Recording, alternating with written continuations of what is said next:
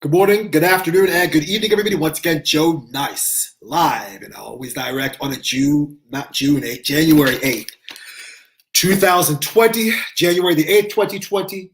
Let's try this again. We're going to start this whole shit over again. What's good, everybody? Joe Nice coming to you as always, live and direct on a January 8th, 2021. January 8, 2021, January 8, 2021. I am back live, direct, and in effect. I'm here to talk to each of you and to talk with each of you because many of us are going through a lot right now, dealing with a whole lot of stuff that's happening around the world, especially the complete implosion of the United States. And I'm going to say that again, a complete implosion of the United States. And again, there's just so much to talk about. I'm still seething and angry and mad about everything that's been happening recently in the United States. Out to everybody watching right now. What's up, John? What's going on, brother? How are you? First and foremost, I want to talk about Julian Assange. Explain to me why he is still in Belmarsh prison in England. Why is he still there? He's not awaiting sentencing. He is not on trial. Why is he still there?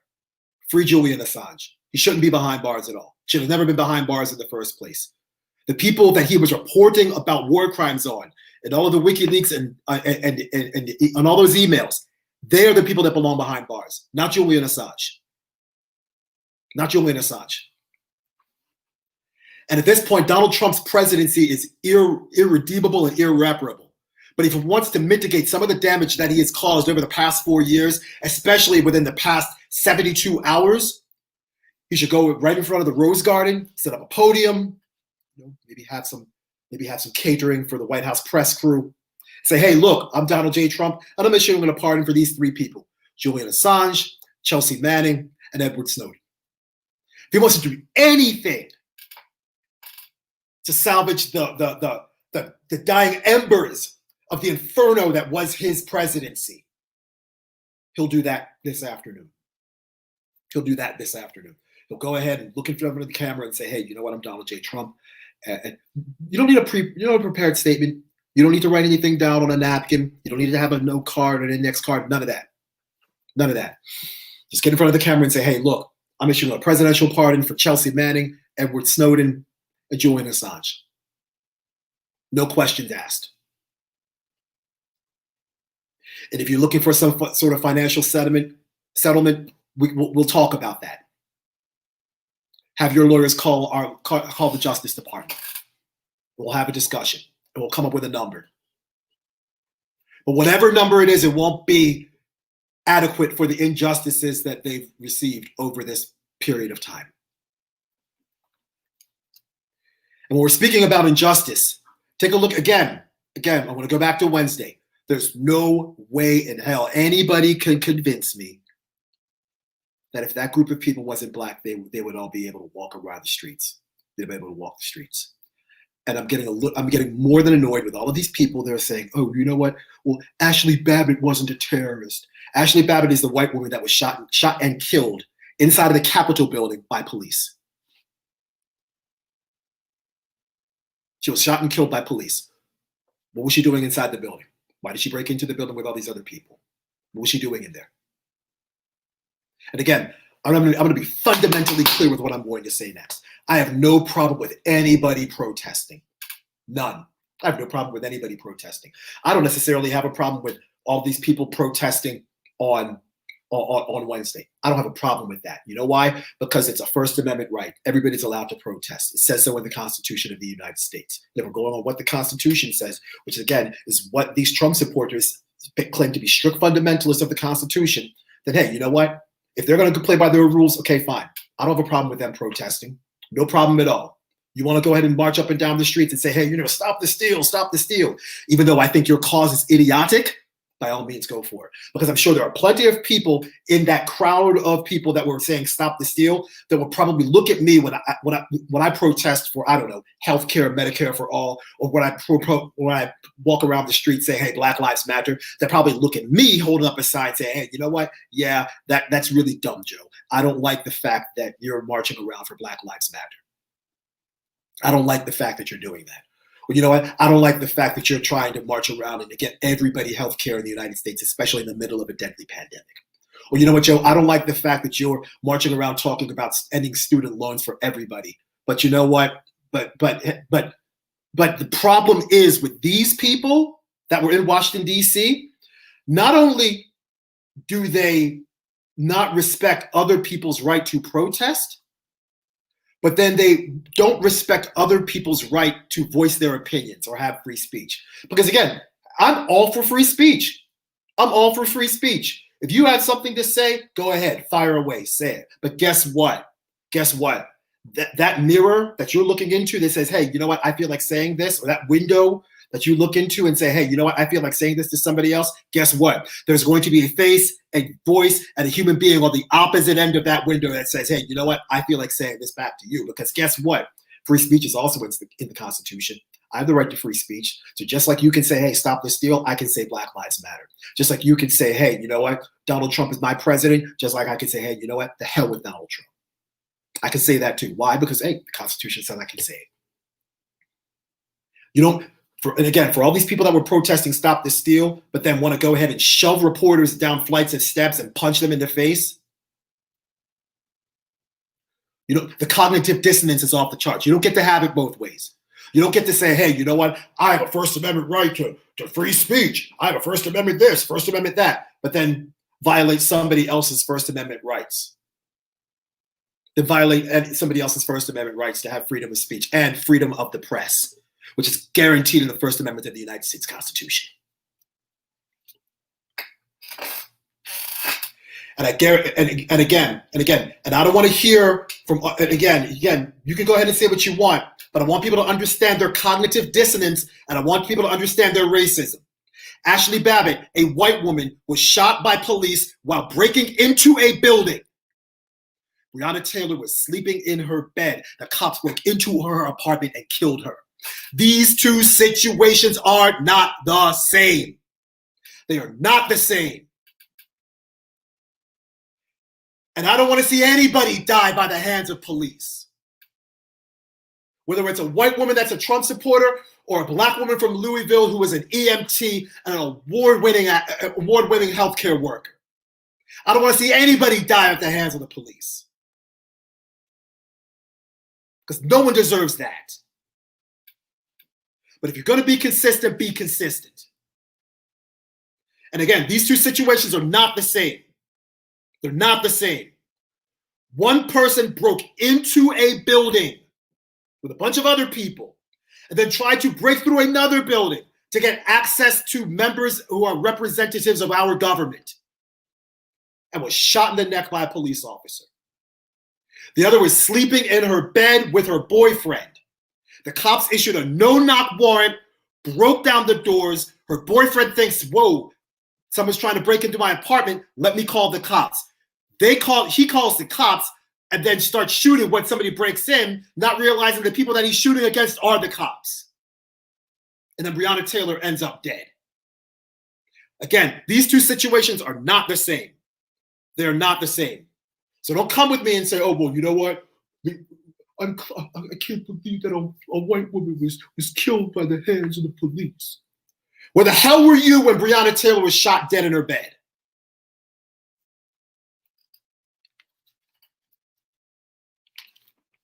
Where were you?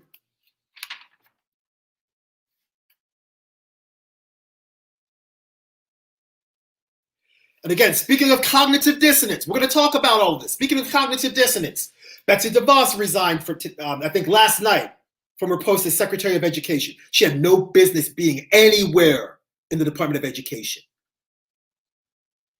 She has a bachelor's degree and she's a billionaire. That's how she got the job. She's a billionaire and she got the job.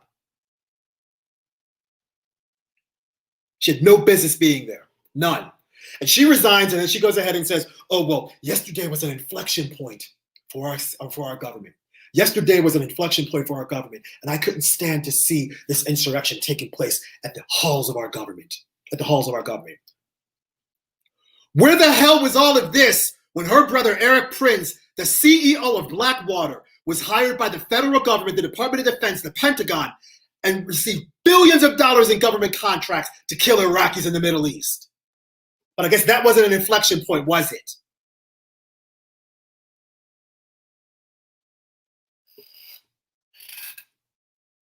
When her brother was a mercenary for the Central Intelligence Agency and killing brown people in the Middle East, Betsy DeVos had nothing to say, because I guess that wasn't an inflection point enough for her to see brown people in the Middle East that didn't look like her get killed. But the minute people that look like her decide to have an insurrection somewhat close to where she works, she decides to clutch her pearls and grab her Versace handbag a little bit closer.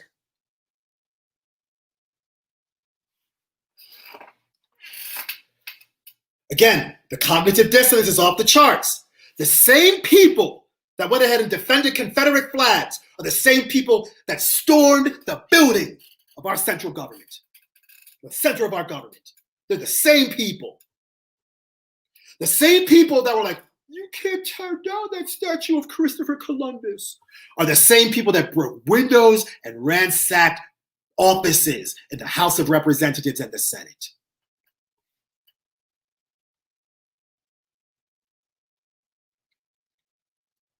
They're the same people.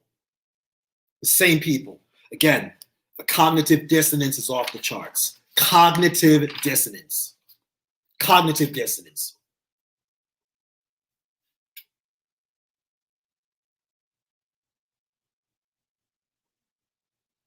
Cognitive dissonance. And again, like I said before, I don't want to see anybody die at the hands of police. I don't want to see anybody die at the hands of the police, because I think the police should be abolished. We need to defund the police, put this money into other resources that benefit lives more efficiently.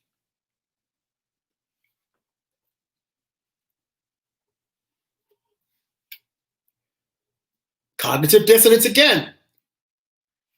All these people that were in their offices on Wednesday are the same people that will go ahead and say, hey, you know what?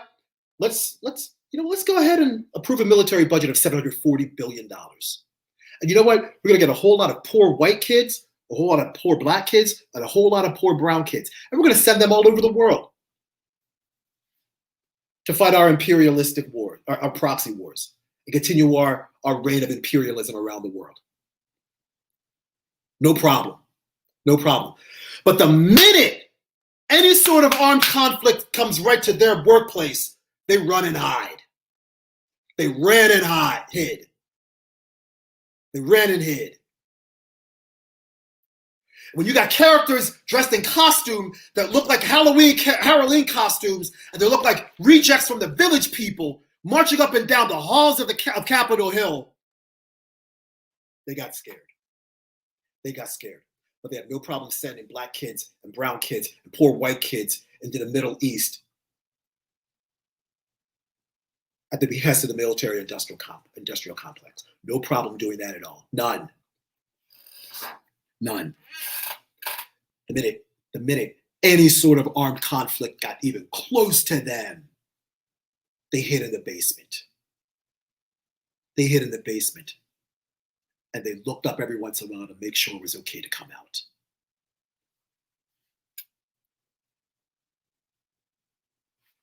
That's what we've got in Washington, D.C. right now. That's what we've got in Washington, D.C. right now.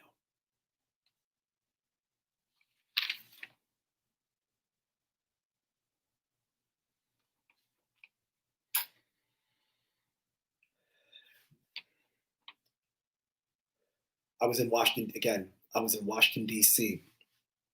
on Saturday and Sunday for the Force the Vote rallies.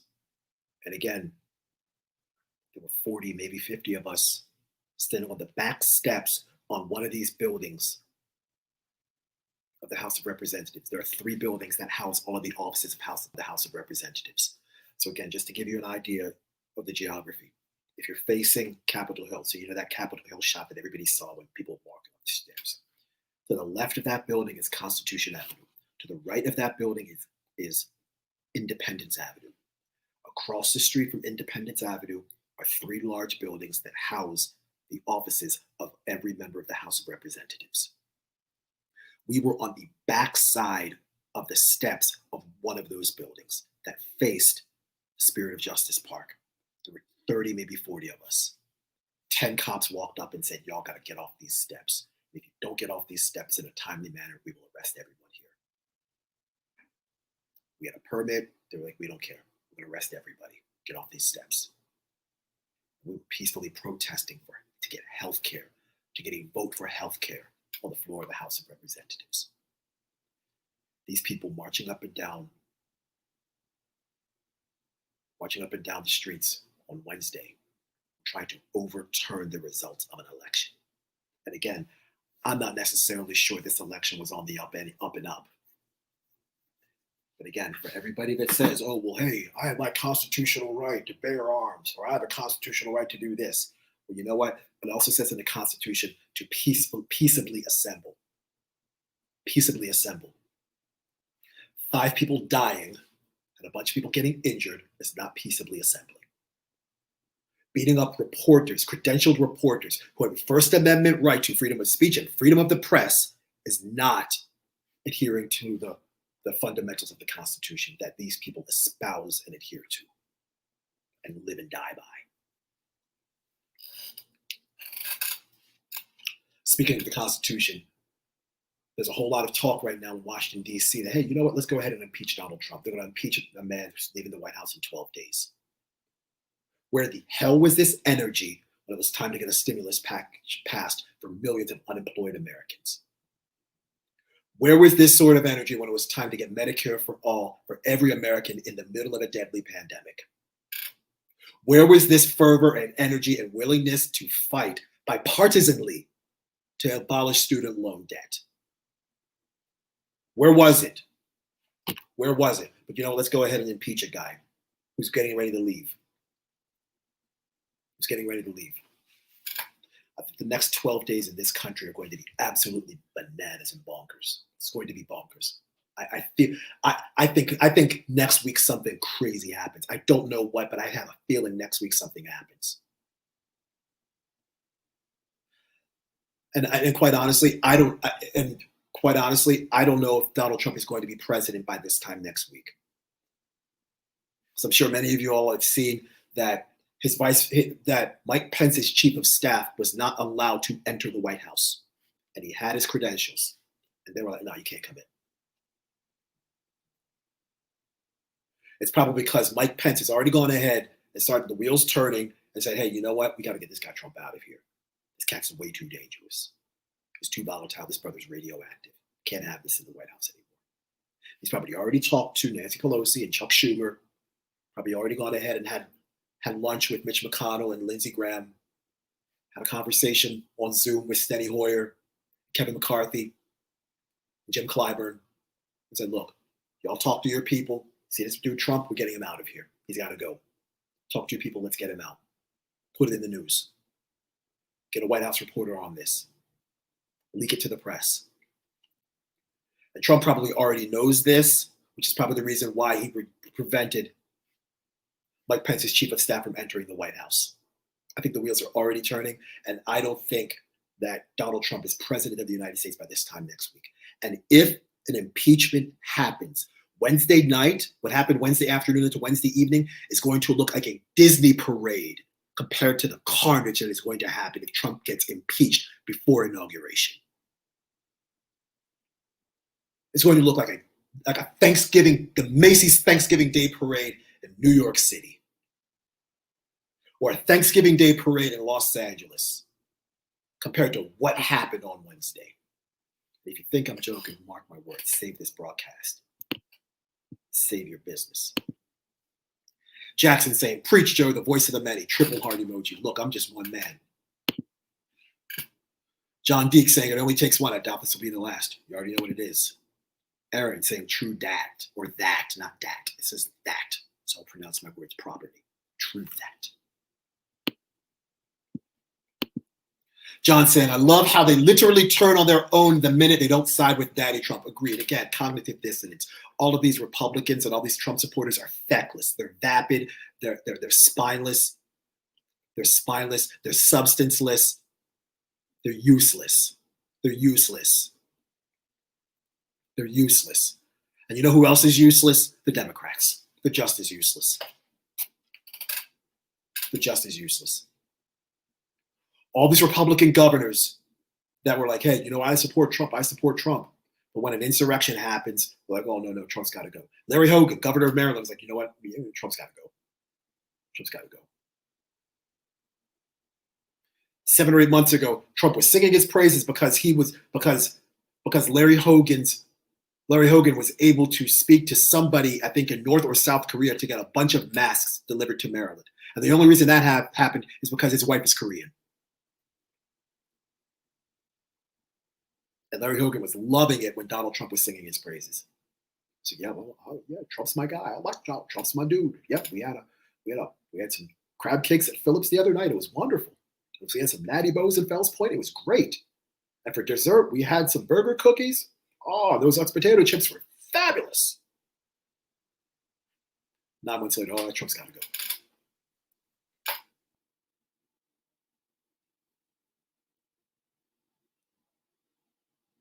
Again, where was this energy that's now being churned up and ginned up to get Trump out of office? Where was this energy for a Green New Deal, a demilitarized Green New Deal? Where is this money for a jobs program? Where's this energy for a jobs program? Where's this energy for legalized marijuana across the United States? Where is this energy for criminal justice reform?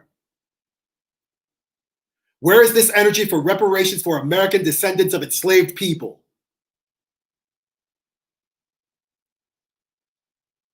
Where is it? But you know what? Hey, Trump's bad. We got to get him out. We're not sure we have the votes to do this, but we're going to try it anyway.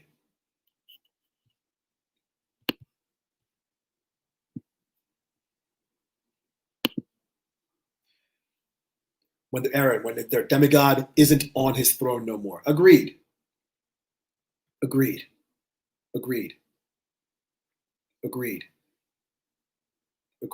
again, I was the one 8 days ago that said, I don't want a resolution, I want a revolution. And I firmly stand by that because we need to completely reform this country. But when you reform this country through a lens of cognitive dissonance and racism, that is where I have a problem with it. And when you go ahead and you treat a certain section of people differently than you would treat another section of people, that's a problem.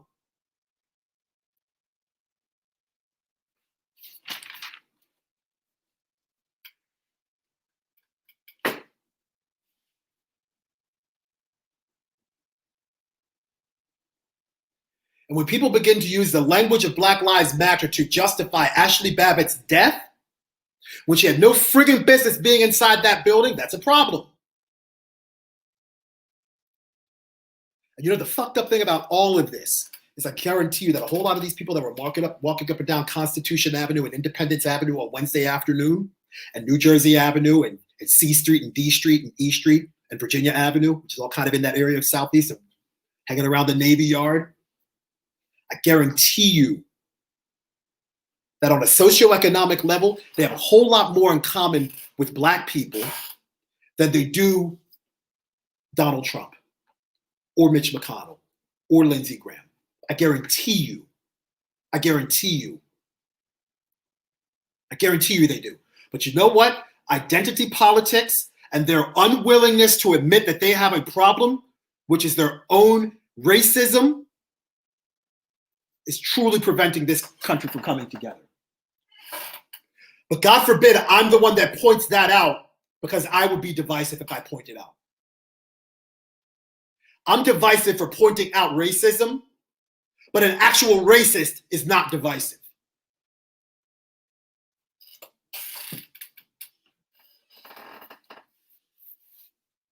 I'm going to say that again.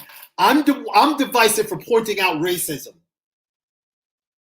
but an actual racist is not divisive. It's divisive for me to point out the inequalities and the obvious racism between a group of white people that marched up and down the street with free reign and carte blanche to do whatever the hell they want, and with a helping hand and an assist by DC police.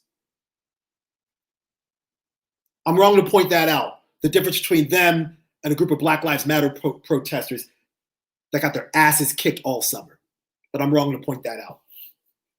I'm wrong to point that out. I'm wrong to point out when only 56 people get arrested over the past couple of days for that insurrection and a coup attempt that took place in Washington, D.C., but over 14,000 people got arrested in Minneapolis for George Floyd protests. But I'm wrong for pointing that out because, hey, you know what? That's divisive. That's divisive. That's divisive. I'm wrong to point out when a white woman that broke into a federal building gets shot and killed by police. But then I point out when police break into a black woman's building and kill her. And I point out the inequalities and racism between them. But wait a minute, that's divisive. And I'm a racist. I'm a racist because I point out the problem. America is not going to fix itself until white people realize their racism and come to terms with it. Because the first step to fixing a problem is admitting that you have a problem. Have you ever been to Alcoholics Anonymous meetings or Narcotics Anonymous meetings? First step of the 12-step program is, yeah, I got a problem. I'm an alcoholic. I got a problem. I got a problem. But it's tough to fix a problem when you're unwilling to admit that you have one. It's tough to fix a problem when you are unwilling to admit that you have one. And I'm not saying all white people. I'm not saying all white people. No. Because there are plenty of white people who are out here fighting a good fight. There are plenty of white people out here who I have engaged with, who I understand, hey, you know what? This is wrong. This is wrong the way people are being treated in this country across the board. We need to take the necessary steps to do better.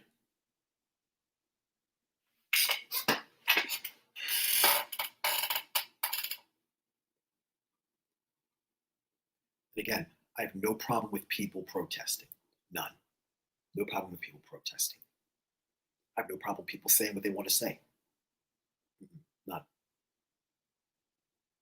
But when it gets to a point of physical violence, quite honestly, when it gets to a point of destroying property, when it gets to a point of militarized police treating different people differently simply on the basis of ideology and skin color, that is when I have a problem. I have no problem with it.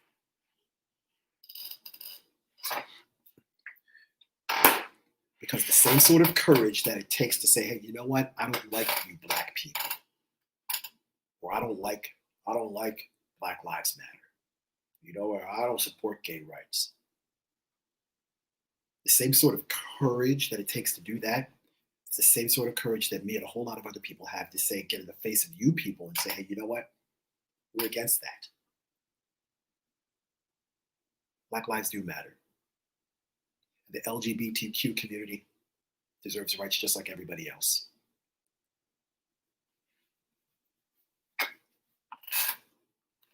You know, and our Palestinian brothers and sisters deserve just as much rights as the Israelis.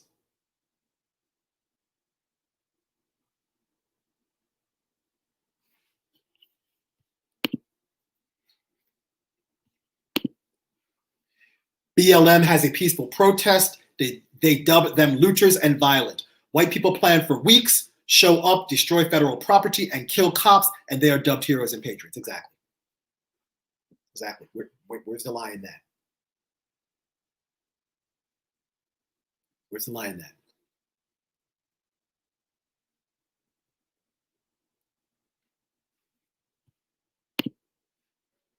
Jackson, Joe, you are one man, but you speak for so many that don't have a platform. I appreciate you, brother. Thank you. Thank you. Eric, let's go to Eric. My favorite was this woman who had been tear gassed and was playing victim. After being asked, quote, why are you here, end quote, a few times, she said, quote, it's a revolution. We are taking over the Capitol. Again, cognitive dissonance. You don't get to play the victim and then be part of a revolution. Being part of a revolution, you can't be a victim in a revolution.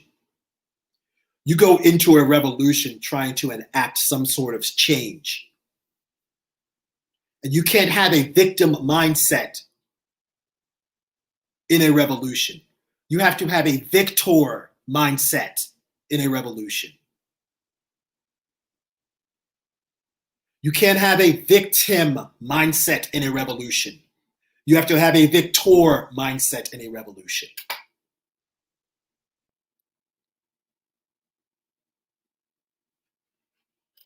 Thailand, rubber duck revolution is taking place right now, where a group of Thai people are like, hey, you know what? This monarchy's got too much power. Way too much power. We got to do something with this. You think they're going in saying, oh, well, I don't like the cops pepper spraying me, and I don't like them spraying water on me. No. They're like, you know what? We're going to stand in the face of all of you cops, and we're going to be here for as long as we need to deal with this. The women's national team, women's soccer national team, their chant is, I believe that we will win. That is the rallying cry of a revolution. A victor's mindset, not a victim's mindset. You can't be in a revolution and have a victim and play victim. Doesn't work that way. You're either all in or you're out. Like I've always said when in the mornings when I try to even get myself pumped up. If you're not going in, don't come out. Same with a revolution. If you're not going in, don't come out. Stay home. Diane, saying so true. I met Diane at the commitment march back, I think in August, if I'm not mistaken. There were what, 65, 70,000 people there? A bunch of people from around the country, and some people from international places and spaces. And not one of them said, hey, you know what? The Capitol building's on the other side of this grassy knoll mall area. Let's march over there and tear shit up.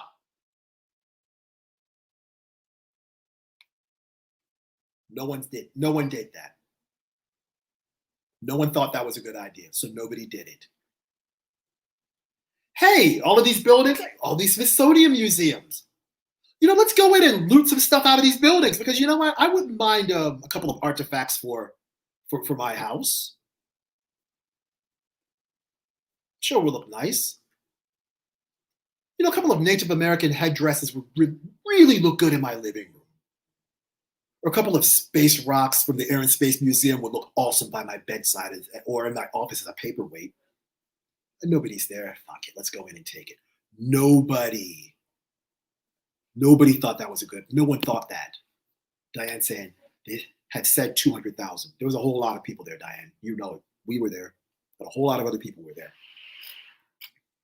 A whole lot of people were there. And nobody there said, hey, you know what? Now's a wonderful time to go around the corner and break through the Kennedy Center and steal all of their audiovisual equipment. Nobody there said, hey, you know what? The National African American Museum is right over there. There's a couple of artifacts from Michael Jordan. It's a Jackie Robinson jersey inside there. Jim Thorpe's got some nice stuff that I might want from my man cave. There's a Muhammad Ali robe in there too. And hey, I could float like a butterfly and sting like a bee. Your hands can't hit what your eyes can't see. Rumble, young man, rumble. Oh, nobody thought that.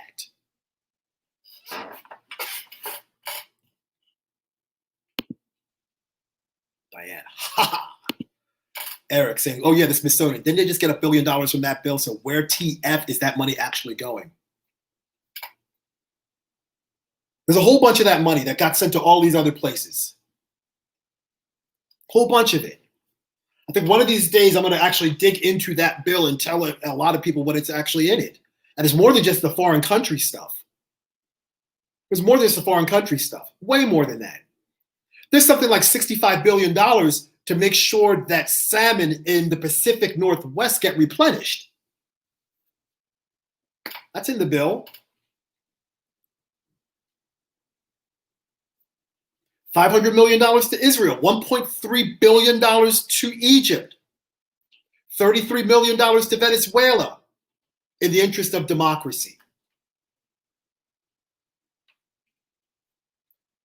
Mitch McConnell put a bunch of money into, I think, to protecting horses, if I'm not mistaken.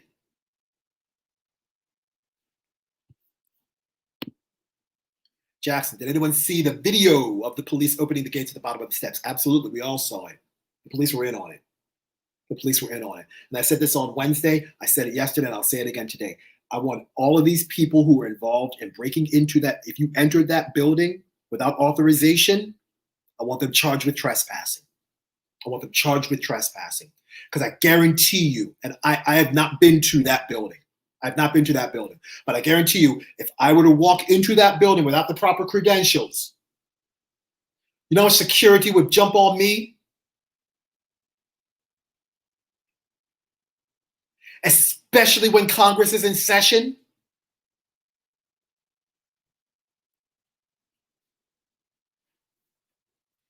You know, people would be waiting to tear me up if I walked into that building just unannounced. Hey, la-di-da, no problem. And I walked in with a couple of pipe bombs and some weapons and maybe a flashbang grenade or two and some bear and pepper spray. Please, please, please. I would be lucky to get out of that building alive if I had that on me. They walked in, broke up windows, damaged doors, took stuff off of people's desks, and walked out. They went back to their hotels at the Holiday Inn or the Hyatt Regency, and then drove back to wherever they live.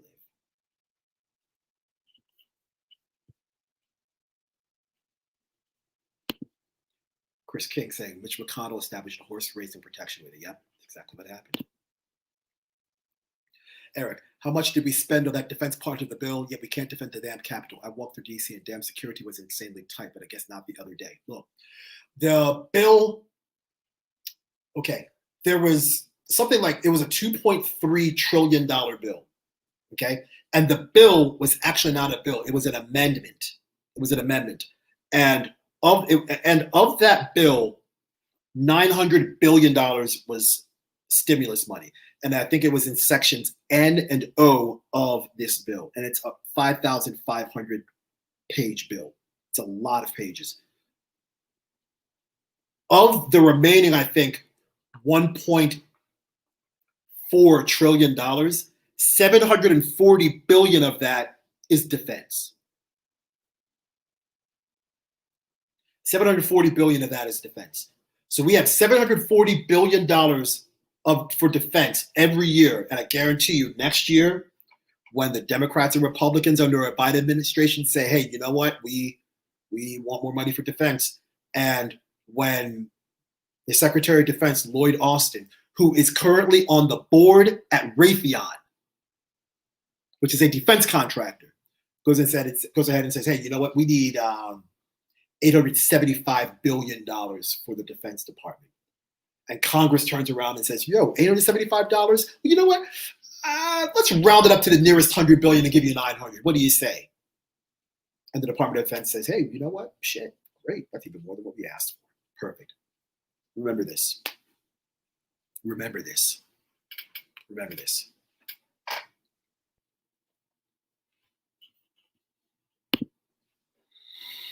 Jackson saying, am I allowed to say panning to the camera here? I suppose so. Steven, what's up, brother? Dude, there was a guy I just saw who rushed in there with a big old handful of zip ties. That sounds like attempted kidnapping to me. Yes, there's really thick police version zip ties. Yep. Chris King. I've heard a lot of people on social media accounts indicated they intended to kill some politicians.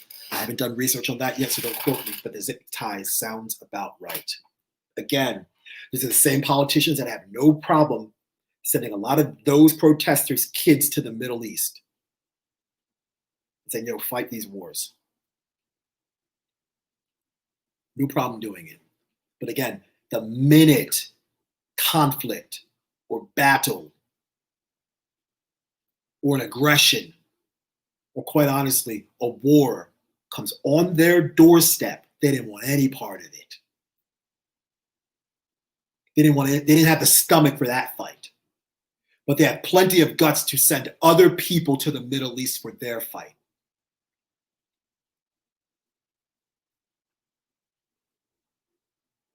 These politicians demand bravery by using the courage of others. And they think it's okay.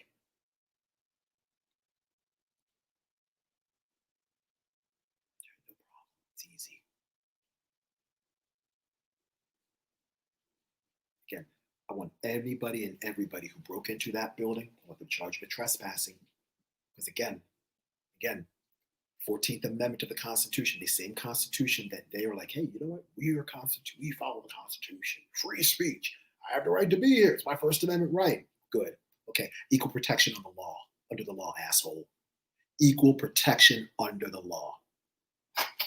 So if I get busted for trespassing and walking into that building, if I can be threatened with arrest for merely standing on the steps of a building of the House of Representatives while protesting and marching and saying, hey, you know what? We all need health care.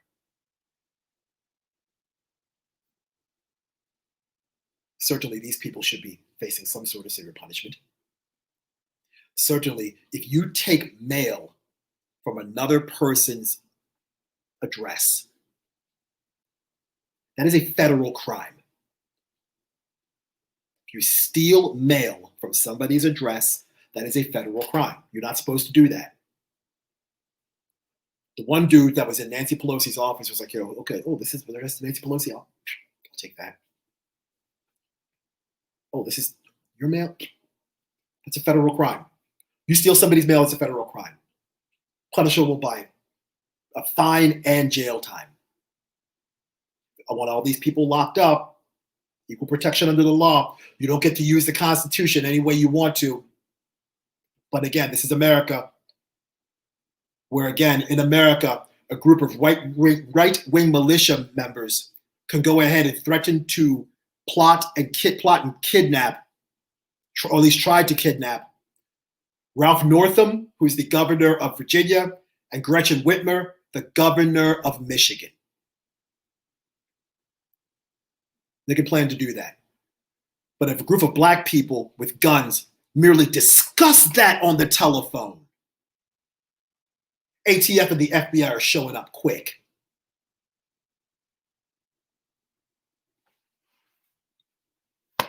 Again, I just want fairness. That's all I want. I want fairness. Fairness. Fairness. My Uncle Ansel, God rest his soul. I miss that man terribly. He said, Joe, I can't treat everybody the same, but I can certainly treat everybody fairly. I said, yo, Unc, why? How come you can't treat everybody the same? He told me this he was my daughter, when I was my daughter's age, 10 years old. I said, yo, how come I can't treat everybody the same? He looked at me and he goes, Joe, he always called me Joe. He goes, Joe, because everybody's not the same.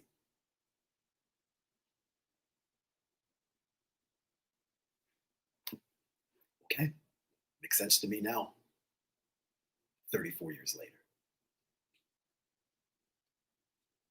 You can't treat everybody the same, but you can treat everybody fairly.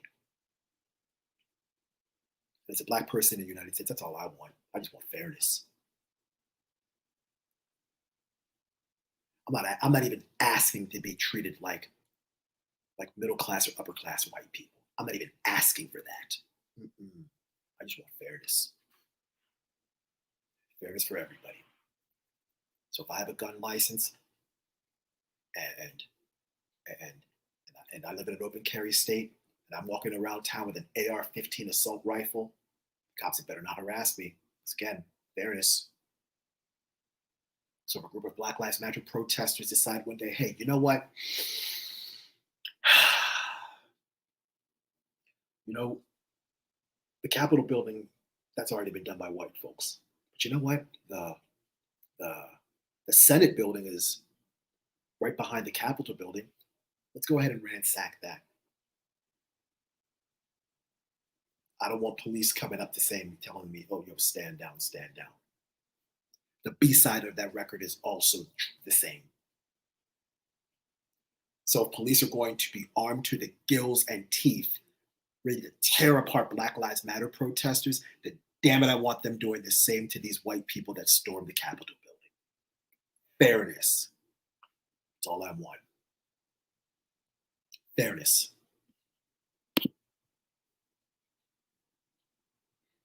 I just want to be clear. I didn't mean any harm by saying panning to the camera. I truly and honestly meant this seems so damn meant for media consumption. It was scary to us, the little people in the middle of nowhere. I have no idea what you're talking about. I don't know.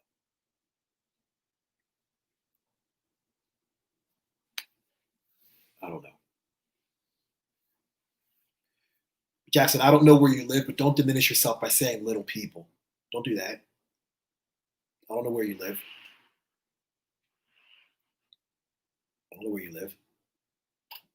Don't sell yourself short by saying, oh, I'm a little person in the middle of nowhere. You're somewhere. That matters to you. That matters to the people around you. Just like I'm somewhere that matters to the people around me. Just like Eric is in Minneapolis, and it matters to the people around him. Or Diane's on Long Island, it matters to the people around her. But don't say you're one of these little people that live in the middle of nowhere.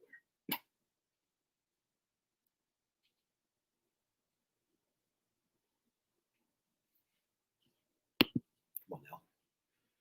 Chris King, Act 2, Scene 3 by Saul Williams, all of it. Great song. Zach De La Roca joined in on. Zach De La Roca, lead singer of Rage Against the Machine.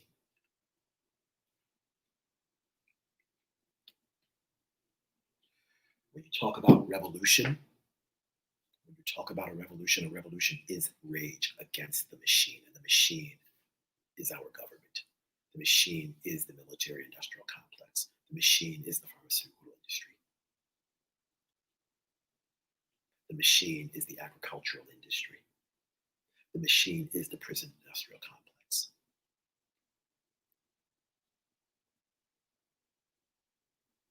The machine is the college educational system that tells a bunch of 18-year-old kids, yo, you need to go to college and you need to take out loans to do it. Here you go.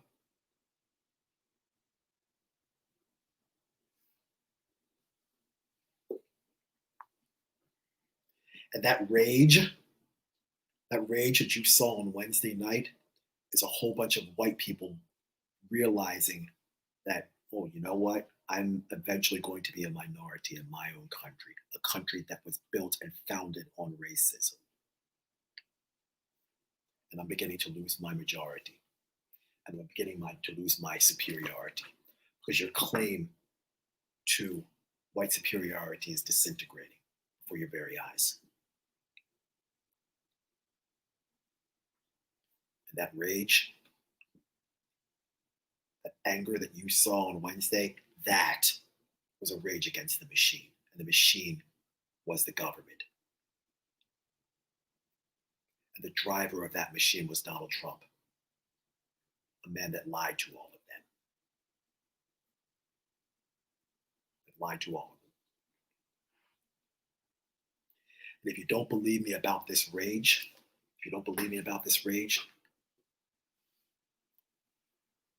then explain to me why in Georgia, a black guy and a Jewish guy won an election in a southern state.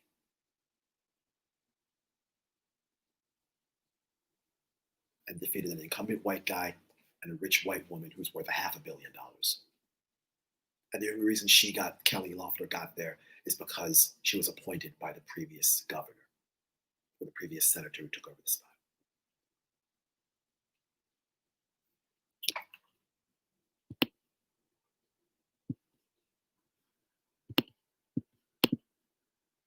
Love you too, brother. Take care. Be well. Have a good weekend, John.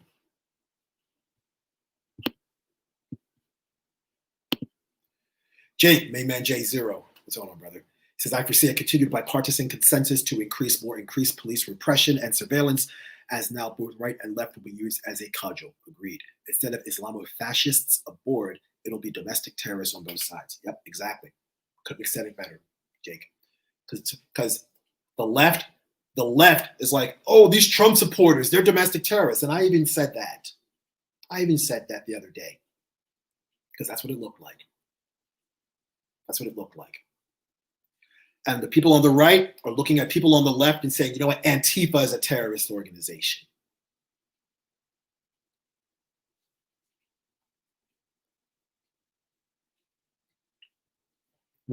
If both people on both extremes of the political spectrum looked at each other and said, well, yo, you know what? The government's screwing you. Well, yo, the government's screwing me too. Well, you know what? Why don't we put our efforts against the government and these rich elites that are screwing us? But no identity politics. And Jake, since you mentioned Islamofascists, let's not forget, yesterday was the sixth year anniversary of the Charlie Hebdo situation in France. Yesterday was 6 years, if you remember the whole situation with Charlie Hebdo. It's a terrorist attack, Islamophobia, etc. in France. Jeko Dabra saying they should have stormed the Federal Reserve, in my humble European opinion. It is the only thing Americans have to take back in order to decimate this bullshit usury system. But who am I to comment on that matter? You can comment on it just as much as anybody else, brother. Greetings, brother. We miss you in Sarajevo, and I miss you guys in Sarajevo too, for real. I love Sarajevo. My God.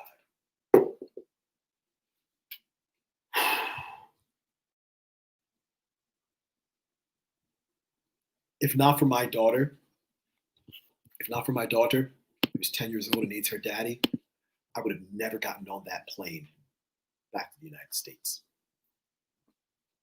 Should have never gotten on that plane back to the United States. Should have stayed in Eastern Europe. Either hung out in Sarajevo or somehow made my way over to Malta, where my cousin Jillian lives. I should have never come back to this country. For what?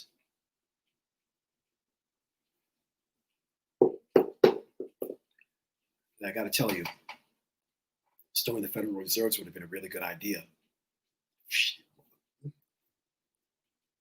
What would you rather do? Take a stack of 100s and 50s, or take a stack of big pens from Nancy Pelosi's office?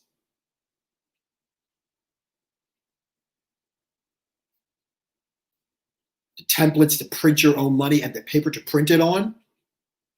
Or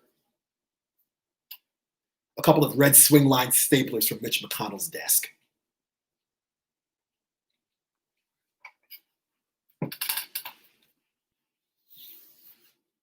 So I'll tell you right now, you're not going to feed a whole lot of people with grabbing a box of Whiteout. But I guarantee you, if you grab a stack of bills, especially unmarked bills from the Federal Reserves, okay,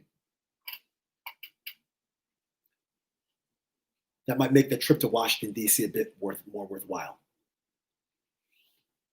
But again, I don't want to be divisive.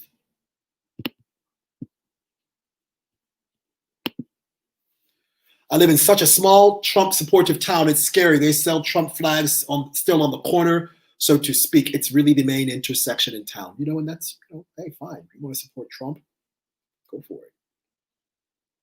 I'm not saying you, but if people want to support Trump, go for it. It's fine. People have their ideologies. People have the stuff they would believe in. And again, people have a right to believe what they want to believe and say what they want to say. It's a First Amendment right. Just as much as people have a right to believe what they want to believe and say what they want to say, I have a right to believe what I want to believe and say what I want to say just as well. And I have no business telling people how to live their lives unless I am willing to be told how to live my life by somebody else. And I don't want that. So if I don't want somebody telling me how I should live my life, I am not going to tell someone else how they should be living theirs. I think that includes the words that come out of their mouth and the thoughts that are in their heads. Jake, that's not to say that there isn't substantive differences between the ideological aims of the right and left. Unfortunately, like you addressed, most American politics is sublimated through racialized or culture war signifiers. Agreed. Couldn't agree more. Couldn't have said it better, Jake. It's culture wars. Culture wars. Culture wars. Explain to me how in 2012 there were a whole lot of people that voted for Barack Obama, but then in 2016 a whole lot fewer people, those same people that voted for Barack Obama, went ahead and voted for Donald Trump. A bunch more people said, "Oh, I don't want to vote for Hillary." And then they said, "Hey, you know what? Because you voted for a black president the last time around, but you voted for this racist white guy around this next time around, there's a pretty good chance that you might be racist."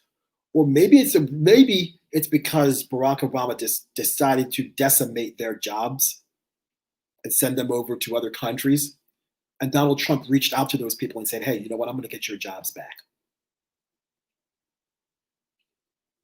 I want to get your jobs back," instead of sending them overseas. Maybe that's the reason why. And again, I've said this before and I'll say it again. We know for the most part that the Republicans have a tendency to be repulsive and repugnant. We've seen that. Take a look at Mitch McConnell. Take a look at Mitch McConnell. But again, we'll go back to the 2016 election.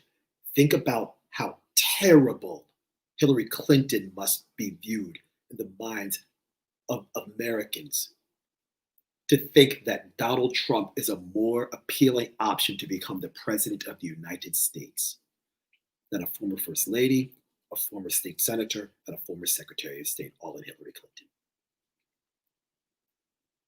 who, when she was running, in the eyes of presidential historians and Washington insiders, was deemed to be the most qualified presidential candidate of all time. And a game show host beat her. Think about how bad people must have thought Hillary Clinton was for them to say, you know what, let me go with this Trump guy. But again, if I point that out, I'm divisive. Chris, I don't know. They probably would have really protected the reserve. Yo, you know it.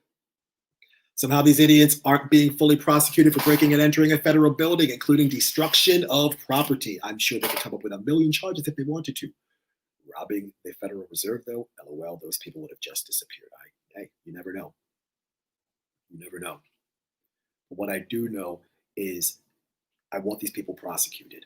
Again, equal protection under the law. 14th Amendment to the United States. Equal protection under the law. Because if they would lock me up and throw away the key and put me in jail for 15 years for breaking and entering into a federal building and stealing mail, which is mail fraud, and then destruction of property. Oh, I broke a window. Yeah, 3 years. Add it on. Federal time. It's a federal time. You're doing at least 80% of your time.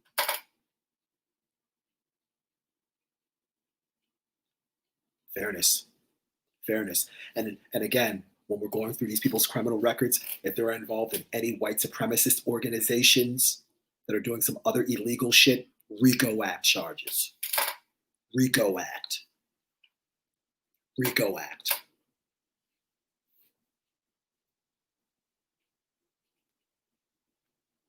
The RICO Act involves racketeering. It's an act that was designed to curtail organized crime.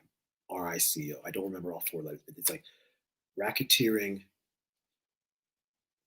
and Illegal Corrupt Organizations Act or something like that. It's basically if you're involved in an organization, you do some other shit and you get arrested and they look into your background, they find that you're involved in other organizations that do illegal shit, they'll charge you with all that too.